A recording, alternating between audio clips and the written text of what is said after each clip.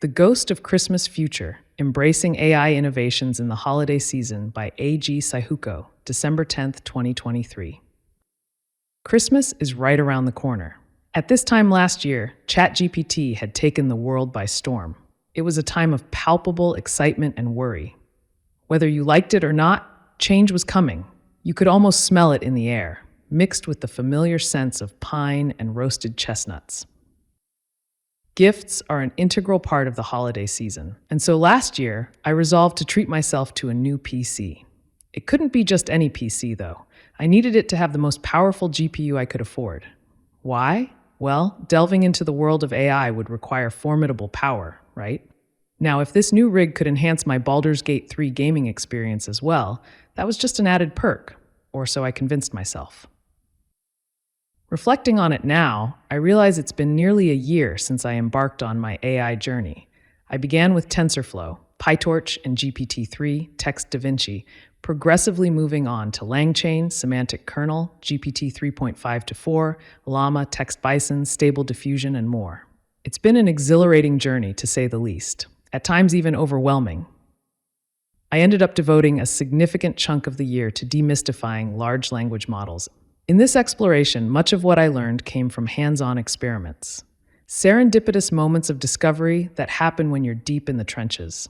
I'm sure you know what I'm talking about. And oh yes, those moments were sandwiched between head-scratching, hair-pulling, table-flipping periods of frustration. Most of what I learned was intuited through trial and error, with nothing ever formally documented.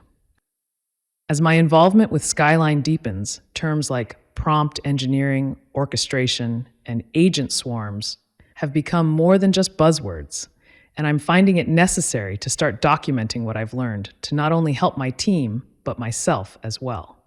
This is what this blog post is primarily about. Fortunately, we're not alone. The entire software development community has been on the same journey, it seems. I've observed countless discussions, debates, and brainstorming sessions, all aimed at understanding the nuances of this new technology.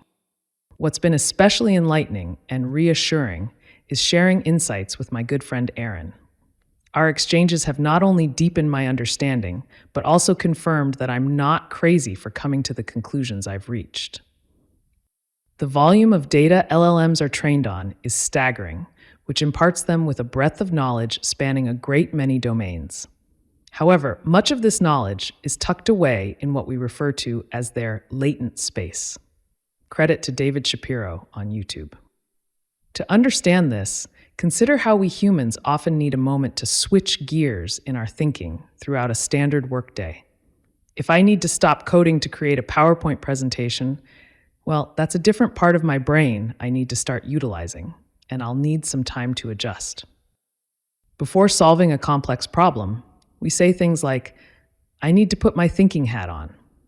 When writing performance feedback for direct reports, we'll often say things like, this person is so great because they're able to wear multiple hats as both our application architect and Scrum Master. I once had a coworker who was fond of saying, put your drinking shoes on and let's go, right before happy hour. After all, nobody enjoys the company of a buzzkill who's still thinking about code while out drinking. Here's a simple analogy. If you walked up to me and asked me about the Pythagorean theorem, I'd be able to give you a basic answer at best. I'd need time to access the part of my brain that learned this in school. I'd likely need to traverse various associations in my brain to accomplish this, much like you'd see in a GraphDB like Neo4j. LLMs are similar. When they produce unsatisfactory responses, it's often because they weren't adequately primed for the specific task. My friend Chip has a strong dislike for Swiss Army knives. He finds them utterly pointless. In contrast, I have a deep fondness for them. The first Swiss Army knife I ever owned was a gift from my dad when I was about 10 or 11 years old. Since then, I've always had one with me. Well, almost always.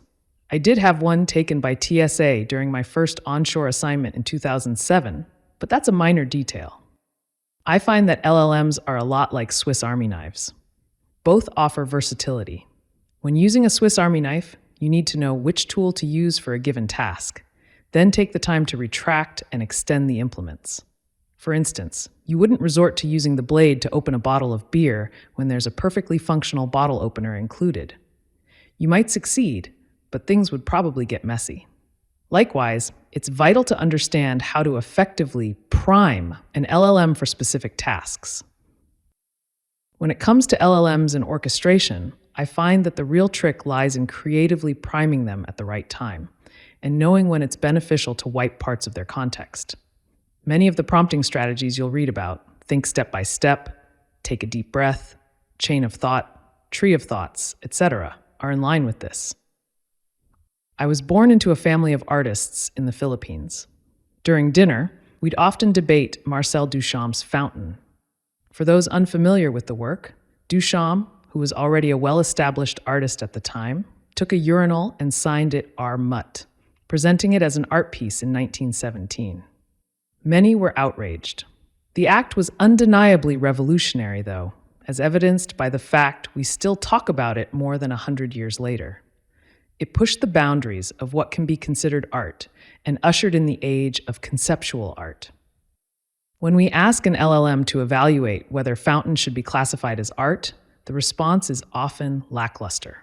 However, when we apply a tree of thoughts prompting strategy, where we prime the LLM as an art collector, art critic, classical artist, philosopher, contemporary artist, art scholar, etc., the responses become more nuanced and insightful, reflecting multiple perspectives that can be used to come up with a definitive answer. Consider the following LLM response. Duchamp's Fountain is undeniably a work of art. While it may not fit the traditional definition of art, it challenges the boundaries and conventions of the art world. By selecting and presenting an everyday object in a gallery setting, Duchamp forces us to question the very nature of art and what it can be. This conceptual approach to art opens up new possibilities for artistic expression and pushes the boundaries of creativity. The historical and conceptual significance of Duchamp's Fountain cannot be denied. It revolutionized the concept of the ready-made and paved the way for conceptual art. Its impact on subsequent generations of artists is evident, as it continues to be discussed and analyzed in contemporary art discourse. While some may argue that Duchamp's Fountain lacks the traditional artistic elements such as skill, creativity, and intentionality, it is important to recognize that art is not limited to these qualities alone. Art can take many forms and serve various purposes.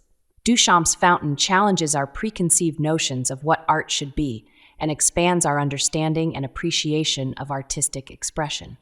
Furthermore, the fact that Duchamp's Fountain sparks conversation and debate is a testament to its artistic value.